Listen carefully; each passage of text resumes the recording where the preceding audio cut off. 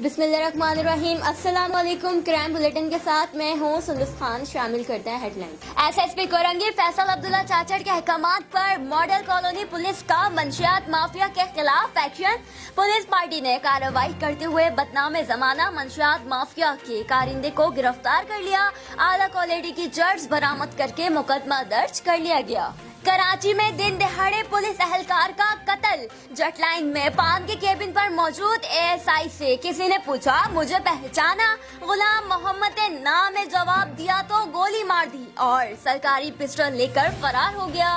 SHO Adil Ahmad Shah की हिदायत पर सुखन पुलिस का जराइम पेशा अनासर और मंशियात फरोशों के खिलाफ कार्रवाई। भैंस कॉलोनी के इलाके में मंशियात का नेटवर्क चलाने वाला मुल्जिम मोहम्मद उर्फ लखपति को गिरफ्तार कर लिया गया। मुल्जिम से जर्स, असलहा और बगैर नंबर प्लेट रक्षा बरामद करके मुकदमा दर्ज कर लिया गया। भावल नगर में गैस सिलेंडर धमाका। सिलेंडर फटने से 6 घरों को नुकसान, 14 अफराद जख्मी और 4 की हालत तशवीशनाक करार दे दी गई। रेस्क्यू की इमदादी टीमों ने जख्मियों को DHQ अस्पताल में मुंतकिल कर दिया और 2 अफराद को शदीद तशवीशनाक हालत में भावल नगर विक्टोरिया अस्पताल में मुंतकिल कर दिया गया।